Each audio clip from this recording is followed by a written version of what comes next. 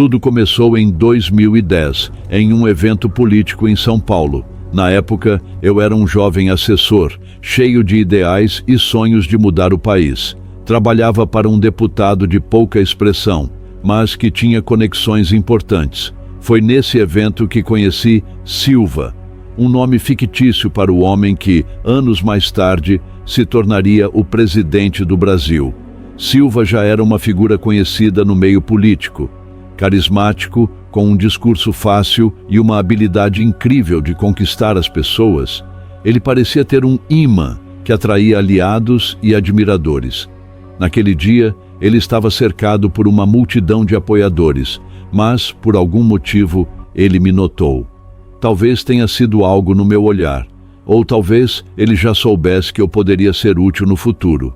Não sei ao certo. Ele se aproximou de mim com um sorriso caloroso e um aperto de mão firme. Você é o assessor do deputado Almeida, não é? Já ouvi falar bem do seu trabalho, disse ele. Fiquei surpreso. Como alguém como ele sabia quem eu era? Aquele foi o início de uma amizade que mudaria minha vida para sempre.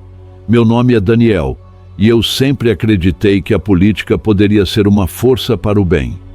Cresci em uma família de classe média, onde o valor do trabalho honesto e da integridade era sempre enfatizado. Meu pai era professor e minha mãe enfermeira. Eles me ensinaram a importância de lutar pelos outros, de usar minha voz para fazer a diferença. Foi por isso que entrei na política, com a esperança de mudar o mundo. Mas, ao conhecer Silva, percebi que o mundo real era muito mais complexo do que eu imaginava. Ele era carismático, inteligente e tinha uma visão clara de onde queria chegar. Eu admirava sua determinação, mas também sentia uma certa inquietação. Havia algo nele que eu não conseguia entender, algo que ia além da política e do poder. Quando ele me contou sobre os rituais e a proteção espiritual, fiquei chocado. Eu sempre fui cético em relação a essas coisas, mas havia algo na forma como ele falava que me fazia questionar minhas crenças. Era como se ele estivesse me mostrando um lado do mundo que eu nunca havia considerado. Aceitar trabalhar diretamente com ele foi uma decisão difícil. Eu sabia que estava entrando em um jogo perigoso, mas também sentia que poderia fazer a diferença. Talvez, pensava eu pudesse ajudar a guiá-lo para o caminho certo, para usar seu poder de forma positiva. Mas, com o tempo, percebi que estava me enganando. A cada reunião, a cada ritual, eu me via mais envolvido em um mundo de corrupção e manipulação. E, apesar de tudo, eu não conseguia me afastar. Havia algo em Silva que me mantinha preso, algo que eu não conseguia explicar. Nos meses seguintes, Silva começou a me convidar para reuniões informais. No início, eram encontros casuais em restaurantes chiques, onde ele falava sobre seus planos para o país. Ele tinha uma visão clara de onde queria chegar, e eu admirava sua determinação. Mas, com o tempo, essas reuniões começaram a ficar mais frequentes e mais íntimas. Foi em uma dessas reuniões, em um sítio afastado na região de Campinas, que ele começou a me confidenciar segredos que eu nunca imaginaria ouvir. Estávamos em uma sala escura, com apenas uma lareira iluminando o ambiente. Ele me olhou nos olhos e disse: "Você sabe que, para chegar ao topo, às vezes precisamos fazer coisas que não gostaríamos, né? O mundo da política não é para os fracos." Naquele momento, eu não entendi completamente o que ele queria dizer, mas logo descobriria. Silva começou a me falar sobre os bastidores do poder, sobre como ele havia construído sua base de apoio ao longo dos anos. Ele me contou sobre os acordos feitos nos bastidores, sobre os favores trocados e, principalmente, sobre como ele havia conquistado a lealdade de pessoas influentes. Mas o que mais me chocou foi quando ele mencionou, quase de passagem, que nem tudo pode ser resolvido apenas com dinheiro e influência. Ele falou sobre a importância de proteção espiritual e como, em certos momentos, ele havia recorrido a práticas antigas para garantir que seus planos dessem certo. Na época, eu pensei que ele estava brincando, mas logo percebi que ele falava sério. Silva me levou a um cômodo escondido na casa, onde havia um altar com velas, imagens de santos e outros objetos que eu não reconhecia. Ele me explicou que, em momentos cruciais de sua carreira, ele havia feito rituais para abrir caminhos e afastar inimigos. Eu fiquei chocado, mas, ao mesmo tempo, fascinado. Era como se eu estivesse sendo iniciado em um mundo paralelo, onde as regras que eu conhecia não se aplicavam. Naquela noite, Silva me fez uma proposta. Eu vejo potencial em você. Quero que você trabalhe diretamente comigo. Juntos, podemos chegar ainda mais longe. Eu aceitei, sem saber que estava entrando em um jogo perigoso, onde a linha entre o certo e o errado era cada vez mais tênue. Silva e eu nos tornamos próximos de uma forma que eu nunca havia imaginado. Ele me tratava como um confidente, alguém em quem ele podia confiar seus segredos mais obscuros. E, de certa forma, eu me sentia honrado por isso, mas também sentia uma certa culpa, como se estivesse traindo meus próprios valores. Uma noite, após um longo dia de trabalho, ele me convidou para jantar em sua casa. Estávamos sentados na varanda, olhando para o céu estrelado, quando ele me fez uma pergunta que nunca esquecerei. Daniel, você acredita em destino? Ele perguntou com um olhar sério. Eu hesitei por um momento, mas acabei respondendo. Não sei, Silva. Acho que acreditamos no que queremos acreditar. Ele sorriu, como se já soubesse a resposta. Eu acredito que tudo acontece por um motivo. E você, Daniel, está aqui por um motivo.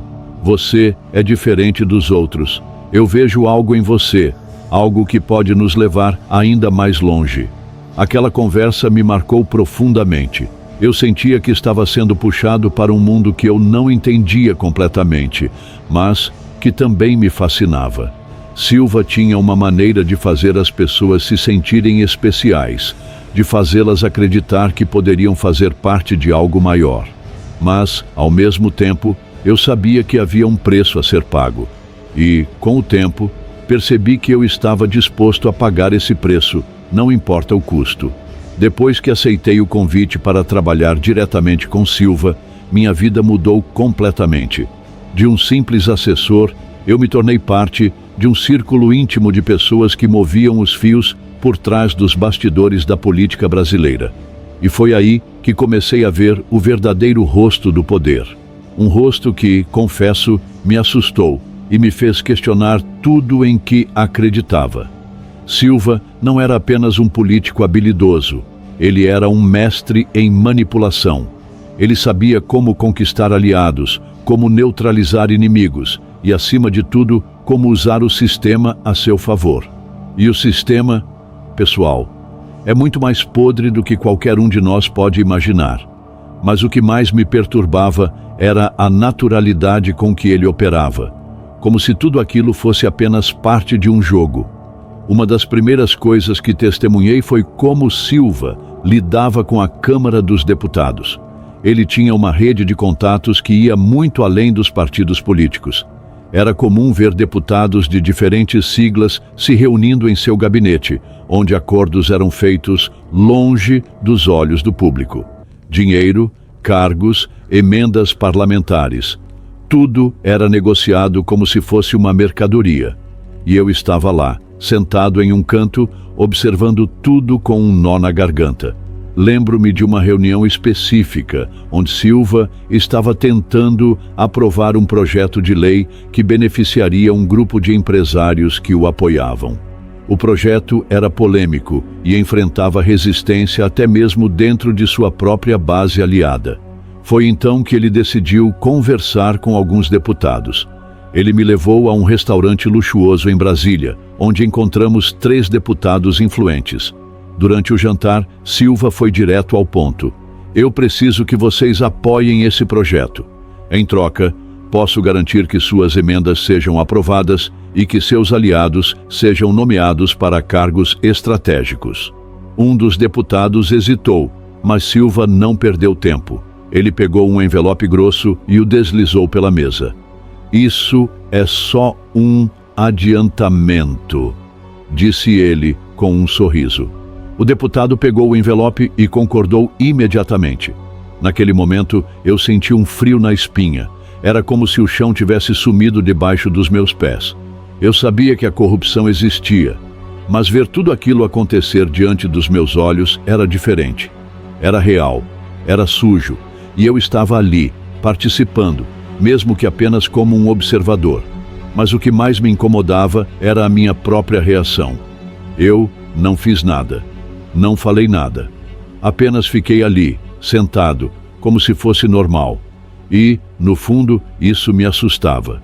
Eu sempre acreditei que a política poderia ser uma força para o bem, mas ali, naquela mesa, eu via que o bem e o mal eram apenas dois lados da mesma moeda. Silva também tinha conexões profundas no judiciário, especialmente no Supremo Tribunal Federal. Ele me contou, em uma de nossas conversas mais confidenciais, que havia juízes que entendiam as necessidades da política. Às vezes precisamos de decisões que favoreçam o país, ele dizia, mas eu sabia que país era apenas um eufemismo para seus próprios interesses. Houve um caso específico que nunca saiu na mídia. Um empresário aliado de Silva estava sendo investigado por um esquema de corrupção que poderia manchar sua imagem. Silva fez algumas ligações e, milagrosamente, o caso foi arquivado. Quando perguntei como ele conseguiu isso, ele apenas sorriu e disse: "Tem coisas que são melhor deixar no escuro." Aquela frase ficou ecoando na minha mente por dias. No escuro. Era assim que ele operava, nas sombras, onde ninguém podia ver. E eu, que sempre me considerei uma pessoa de princípios, estava me tornando parte daquilo. Mas o que mais me perturbava era o conflito interno que eu sentia. Por um lado, eu admirava a inteligência e a determinação de Silva. Ele era um estrategista brilhante, e eu via como ele conseguia mover as peças do tabuleiro político com uma habilidade impressionante. Mas, por outro lado, eu sentia uma crescente repulsa pelo que eu estava testemunhando. A corrupção, os subornos, a manipulação, tudo isso ia contra tudo o que eu acreditava. Uma noite, depois de uma reunião particularmente tensa, eu me sentei sozinho no meu apartamento, tentando processar tudo o que havia visto. Peguei uma garrafa de vinho e enchi um copo, mas mal consegui beber. Minha mente estava em turbilhão. Como eu tinha chegado até ali? Como eu tinha me tornado parte daquilo? Lembrei-me das palavras do meu pai, que sempre dizia: "A integridade é tudo, Daniel. Sem ela, você não é nada." E naquele momento, eu me senti como se tivesse traído não só a mim mesmo, mas também a ele. Mas, ao mesmo tempo, eu sabia que não podia simplesmente sair. Eu estava envolvido demais, sabia demais. E, de alguma forma, eu ainda acreditava que poderia fazer a diferença, que poderia ajudar a guiar Silva para o caminho certo.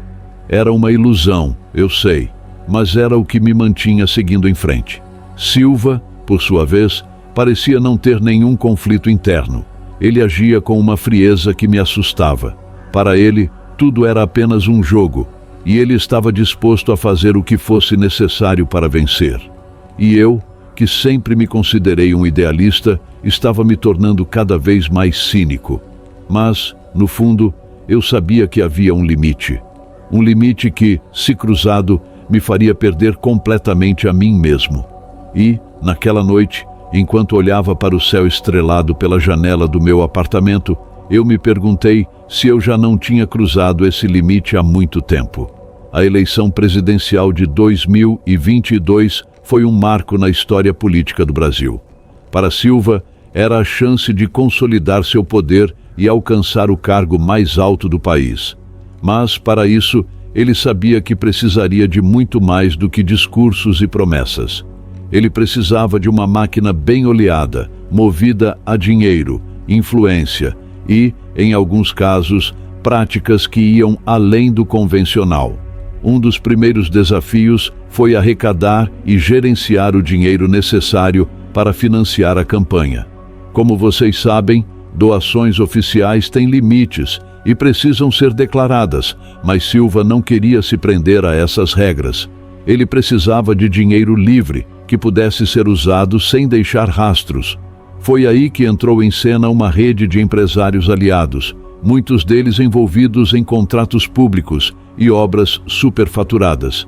Esses empresários doavam grandes quantias em dinheiro vivo, que eram transportadas em malas e mochilas para apartamentos alugados em nome de laranjas. Esses apartamentos, localizados em bairros nobres de São Paulo, Brasília e Rio de Janeiro, serviam como cofres improvisados. Lembro-me de uma noite em particular, em 2021, quando fui encarregado de acompanhar a entrega de uma dessas malas. O local era um apartamento de luxo no bairro dos Jardins, em São Paulo. O empresário, que vou chamar de Ricardo, chegou com uma mala cheia de notas de R$100. Ele entregou a mala a um dos assessores de confiança de Silva e disse: "Isso é só o começo, tem muito mais por vir." Naquele apartamento havia um cofre embutido na parede, onde o dinheiro era guardado. Ao longo dos meses, aquela sala se transformou em um verdadeiro depósito de milhões em espécie. O dinheiro era usado para pagar propinas, financiar eventos de campanha e comprar apoio político. Enquanto o dinheiro em espécie era usado para operações secretas, os cartões corporativos serviam como uma forma legítima de financiar gastos da campanha. Só que, no caso de Silva, esses gastos eram muito além do razoável. Havia um esquema bem organizado para justificar despesas absurdas. Viagens de helicóptero, jantares em restaurantes caríssimos, hospedagens em hotéis de luxo e até compras pessoais eram todas classificadas como despesas de campanha. Lembro-me de uma vez em que Silva decidiu alugar uma suíte presidencial em um hotel 5 estrelas no Rio de Janeiro para uma reunião que durou apenas 2 horas. O custo, R$50 mil. Mas o mais chocante era como esses gastos eram aprovados. Havia um grupo de contadores e advogados especializados em maquiar as despesas, transformando compras pessoais em custos operacionais. E, é claro, tudo isso era pago com dinheiro público ou de doações não declaradas. Para garantir que nada atrapalhasse seus planos, Silva também precisava do apoio de figuras-chave no judiciário e no legislativo. E, pessoal, ele conseguiu esse apoio da maneira mais suja possível. No judiciário, ele tinha contatos próximos com juízes influentes, alguns deles no STF. Esses juízes eram responsáveis por garantir que processos contra Silva ou seus aliados fossem arquivados ou protelados indefinidamente. Em troca, eles recebiam benefícios como cargos para familiares, viagens internacionais e, em alguns casos, dinheiro em espécie entregue em encontros discretos. No legislativo, a situação era ainda mais escandalosa.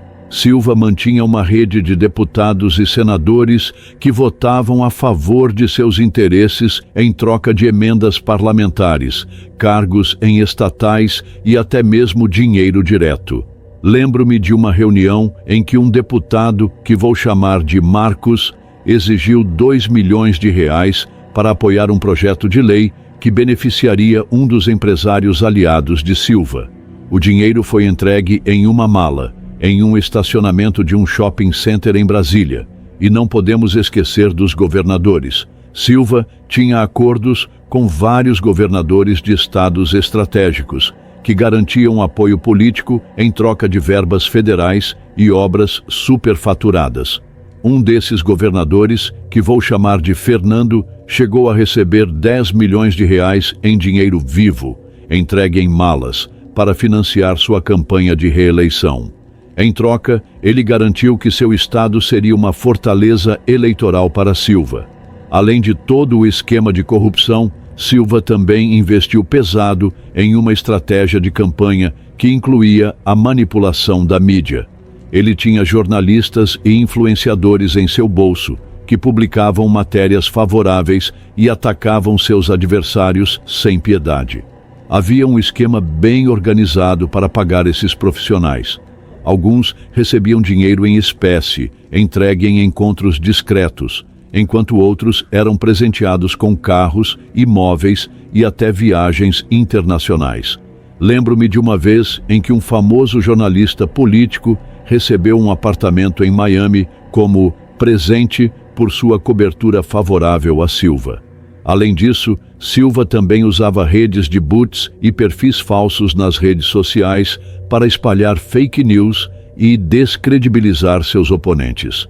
Era uma máquina de propaganda que funcionava 24 horas por dia, garantindo que sua imagem fosse sempre associada a coisas positivas, enquanto seus adversários eram retratados como corruptos e incompetentes. A eleição presidencial de 2022 estava se aproximando e Silva sabia que precisava de mais do que estratégias políticas e acordos sujos para garantir sua vitória. Ele precisava de algo que transcendesse o mundo material, algo que só o mundo espiritual poderia oferecer. Foi assim que ele mergulhou de cabeça em uma série de rituais, cada um mais intenso e complexo do que o outro. O primeiro ritual foi dedicado a Exu, o guardião dos caminhos. Foi realizado em uma noite escura e sem lua, no sítio em Atibaia. O ar estava carregado de uma energia pesada e o cheiro de ervas queimadas e incenso enchia o ambiente. Pai Jorge, o babalorixá que conduzia o ritual, estava vestido com um traje branco e vermelho, as cores de Exu. Ele acendeu velas vermelhas e pretas, enquanto os assistentes batiam tambores e entoavam cânticos em Yorubá. No centro do altar havia uma cabra viva, que seria sacrificada como oferenda. Pai Jorge explicou que o sangue da cabra era necessário para alimentar Exu e garantir que ele abrisse os caminhos para Silva. Quando o animal foi sacrificado, o sangue foi coletado em uma tigela e usado para desenhar símbolos sagrados no chão. Silva, vestido de branco, participou ativamente do ritual. Ele repetiu as palavras em Yorubá, enquanto Pai Jorge invocava Exu. De repente, uma ventania forte varreu o local, apagando as velas e mergulhando o terreiro na escuridão. Eu senti um arrepio percorrer minha espinha, como se algo invisível estivesse presente, observando tudo. Exu, guardião dos caminhos, abra as portas para este homem, entoou Pai Jorge enquanto jogava aguardente no chão. Afaste seus inimigos e garanta que ele chegue ao topo. Silva repetiu as palavras, e eu pude ver a determinação em seus olhos. Ele acreditava piamente no poder daquele ritual. Quando o vento parou e as velas foram reacendidas, o ambiente parecia mais leve, como se uma energia negativa tivesse sido dissipada. O próximo ritual foi dedicado a Ogum, o orixá da guerra e da estratégia. Foi realizado em uma clareira no sítio, onde o altar estava adornado com espadas de metal, ferraduras e folhas de louro. O cheiro de ferro e ervas frescas dominava o ar, e o som dos tambores era mais intenso, quase ensurdecedor. Pai Jorge explicou que Ogum era um orixá poderoso, mas também exigente. Ele exigia coragem, disciplina e, claro, oferendas. No centro do altar havia uma tigela com feijão preto, inhame e carne de porco, além de uma garrafa de aguardente. Ogum é o senhor da guerra, disse Pai Jorge enquanto acendia as velas. Ele vai te dar a força para enfrentar seus inimigos, mas você precisa mostrar que é digno. Você está disposto a pagar o preço? Silva, sem hesitar, respondeu: Estou. Faça o que for necessário. O ritual começou com cânticos e batidas de tambor. Pai Jorge invocou Ogum, enquanto Silva segurava uma espada ritualística. De repente, o som dos tambores parou e um silêncio pesado tomou conta do local. Eu senti uma presença poderosa, como se algo estivesse ali, observando e avaliando. Ogum, senhor da guerra, dê a este homem a força para vencer seus inimigos, entoou Pai Jorge, enquanto jogava água e aguardente no chão. Que ele seja implacável em sua busca pelo poder. Silva repetiu as palavras, e eu pude sentir a energia de Ogum no ar. Era como se uma força invisível estivesse ao nosso redor, pronta para agir. Quando o ritual terminou, Silva parecia mais confiante, como se tivesse recebido uma dose extra de determinação. O último ritual foi dedicado a Yansan, a orixá dos ventos e das tempestades. Foi realizado em uma noite de vento forte, no sítio em Atibaia. O altar estava adornado com velas vermelhas, flores e espelhos, e o cheiro de milho e mel enchia o ar. Pai Jorge explicou que Yansan era poderosa, mas também imprevisível. Ela podia varrer os inimigos como uma tempestade, mas exigia respeito e oferendas. No centro do altar havia uma tigela com milho e mel, além de uma garrafa de champanhe. Yansan é a Senhora dos Ventos, disse Pai Jorge, enquanto acendia as velas. Ela pode afastar seus inimigos, mas você precisa mostrar que é digno. Você está disposto a pagar o preço? Silva concordou e o ritual começou. Pai Jorge invocou Yansan, enquanto os assistentes batiam tambores e entoavam cânticos. De repente, o vento ficou mais forte, quase derrubando as velas e os objetos do altar. Eu senti uma energia poderosa, como se uma tempestade estivesse se formando ao nosso redor. Yansan, Senhora dos Ventos, afaste os inimigos deste homem, entoou Pai Jorge, enquanto agitava um espelho no ar. Que eles sejam levados como folhas ao vento. Silva repetiu as palavras, e eu pude sentir a energia de Yansan no ar. Era como se uma força invisível estivesse varrendo tudo o que estivesse no caminho. Quando o vento parou, o ambiente parecia mais leve, como se uma energia negativa tivesse sido dissipada. Durante toda a campanha de 2022, Silva manteve uma rotina rigorosa de proteção espiritual. Ele realizava rituais regularmente, tanto no sítio em Atibaia, quanto em outros locais secretos. Esses rituais incluíam banhos de ervas, oferendas e invocações de entidades para garantir que ele estivesse sempre protegido. Além disso, ele carregava consigo vários amuletos e patuás, que eram preparados por Pai Jorge e outros líderes espirituais. Esses objetos eram considerados essenciais para afastar energias negativas e garantir que Silva estivesse sempre um passo à frente de seus adversários. A noite da eleição de 2022 foi tensa. Silva estava em sua casa, cercado por aliados e assessores, enquanto os resultados eram divulgados. Eu estava lá, observando tudo. Ele parecia calmo, mas eu sabia que por trás daquela fachada de confiança havia uma ansiedade imensa. A sala estava repleta de telas de TV, mostrando os números atualizados a cada minuto. O cheiro de café forte e cigarros dominava o ar, e o som das discussões entre os assessores criava um zumbido constante. Quando o último boletim foi divulgado e a vitória de Silva foi confirmada, a casa explodiu em comemoração. Ele sorriu, abraçou seus aliados e fez um discurso emocionado para a nação. Mas, nos bastidores, ele sabia que aquela vitória não tinha sido conquistada apenas com estratégias políticas. Conseguimos, ele sussurrou para mim, enquanto os flashes das câmeras iluminavam seu rosto. Mas não foi fácil. E não foi só o dinheiro ou os acordos que nos trouxeram até aqui. Eu sabia exatamente o que ele queria dizer. Os rituais, as oferendas, os sacrifícios e as invocações de entidades espirituais haviam desempenhado um papel crucial em sua vitória. Mas, como Pai Jorge havia avisado, tudo tem um preço. Poucos dias após a vitória, Silva foi até o sítio em Atibaia para realizar um ritual de agradecimento.